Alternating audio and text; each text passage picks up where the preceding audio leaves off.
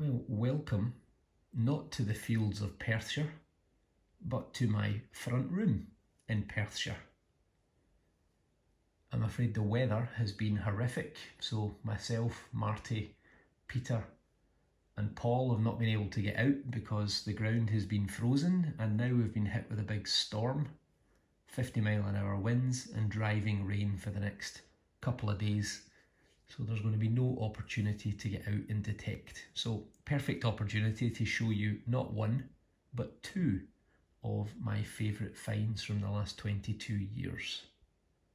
So we start with silver and we'll shortly move on to gold. So don't go anywhere.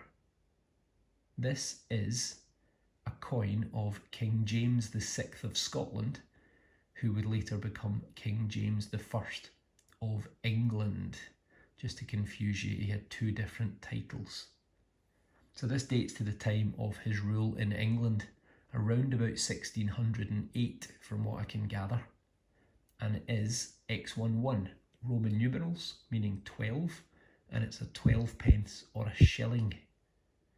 Around the outside you've got a Jacobus, because they didn't have a J in the Latin alphabet, so an I means J.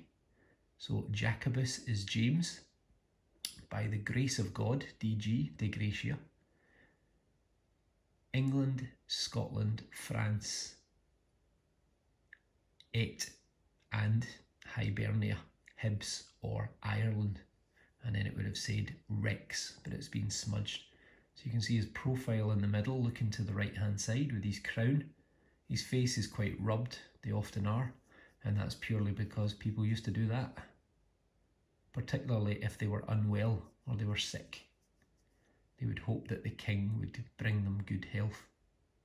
So this coin, as I say, I think it dates to around about 1608. On the back, you've got a shield. Top left and bottom right, you've got the three lions of England and the fleur-de-lis of France in each of the four quarters. And that's because the English, dating all the way back to King Edward III, he was from the house of the Plantagenet or the Plantagenets, if my pronunciation is any good. And they came from Anjou in France, so they had a claim to the throne of France, which they maintained from the 1300s right through until the 1800s, when they eventually gave up. James ruled in Scotland from 1566 until 1625 as James VI. Meanwhile in England he took the throne in 1603 on the death of Elizabeth I, and he ruled from 1603 to 1625, confusingly for some, as James I, because they hadn't had 5 previous Jameses. They'd never had one before, so he became James I of England. Around the outside on the reverse, it says, and pardon my Latin, exurgat Deus, and then it's a bit rubbed, but it would say dissipentor, and then lastly inimici, and that means let God arise and his enemies be scattered. Very biblical. So 12 pence, a shilling. In today's money, this would have probably been about the equivalent of a £20 note. So it would have been a day's wage for a skilled labourer, like a stonemason, and for a sort of farm worker, this would have probably been 5 or 6 days' wages. In the days of old, this would have probably bought you about a gallon of good quality wine. And if you were more of the paint stripper variety of wine, it would have probably bought you about 3 gallons of wine. So James VI was famous for a number of things. He was the son of Mary Queen of Scots. He took the throne as a child when his mum, Mary Queen of Scots, was forced to abdicate in 1567. He left Scotland in 1603 to go to London, promising to return regularly. He only came back once, and that was in about 1617. He was responsible for setting up the first permanent colony in the Americas, Jamestown in Virginia. That was named after him.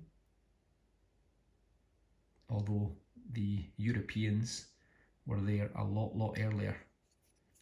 Leif Erikson, who was he was a Viking, he was a Norseman. He was there around about 1000 AD, and he set up the first European colony on what is now Newfoundland. They called it New Vinland back in the day in Old Norse. So it's a beautiful coin, really big coin, pretty heavy, pretty chunky, and in very good condition. I actually found this, it was either at the very end of last year or it was at the beginning of this year, so it does feature in one of my YouTube videos. Beautiful coin. Coin number 2 is my first ever gold coin, and here it is here. Now, it's not particularly old, as I'm sure you can tell. It's George V. You've got Georgius V, George V, DG, by the grace of God, Brit Omni Rex, Fid Def Ind Imp. So it's George V, by the grace of God, King of the Britons, Defender of the Faith, and Emperor of India. So he ruled from 1910 until 1936. He was the grandson of Queen Victoria and the son of Edward VII, both people that we regularly find coins of. On the back we have George slaying the dragon, and we've got the date at the bottom of 1914. So this is just on probably the eve or just at the very beginning of World War I, or the Great War as it was known then. And it's a half sovereign, a half gold sovereign. So this weighs, I think it's about 4 grams, give or take, if I remember rightly. And you can actually still spend this today, it's still legal tender. It's worth the princely sum of 50 pence. 50 pence, that's its face value. But obviously it's worth considerably more than 50 pence. It's in great condition, as you can see. Got a couple of dinks around the very edges and a little one on the back, just at the bottom down here, but otherwise it is in phenomenal condition.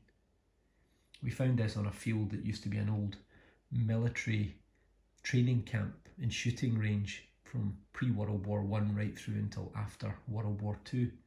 So we wonder if this was going to be taken by a soldier over to the front. Because it was made of gold, it would be obviously legal tender anywhere around the world. So we wonder if he was taking this so that he could spend it in a foreign country because it's gold. So George V had quite an interesting life. He was never supposed to be king.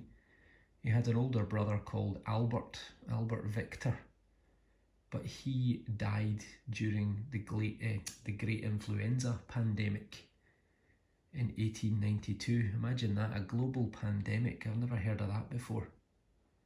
His brother Albert was the one that often people referred to as being Jack the Ripper in London, although it's pretty much just a tale now. It's kind of been disproved that he wasn't actually in London at the time, or was he? But George V, his brother Albert was engaged to a woman called Mary of Teck, and George V, after his brother died, went on to propose to her and marry her. So talk about keeping it in the family. But my first ever gold coin, so over the moon with that when I found it. And again, I got that was it this year? I think it was March or April time this year. And I've since had a second gold coin, and Martin has also had a gold coin. So there you go, 2 beautiful coins, one from just over 400 years ago and the other from just over 100 years ago. But that is why we go metal detecting, in the hope of finding treasures like this. So if I'm really lucky, I'll manage to get out detecting in the next few days, and I'll bring you another video of some of our finds, assuming of course we make any. And if we don't, I'll bring you another one of these videos. So I'll see you on the next one. Thanks for watching.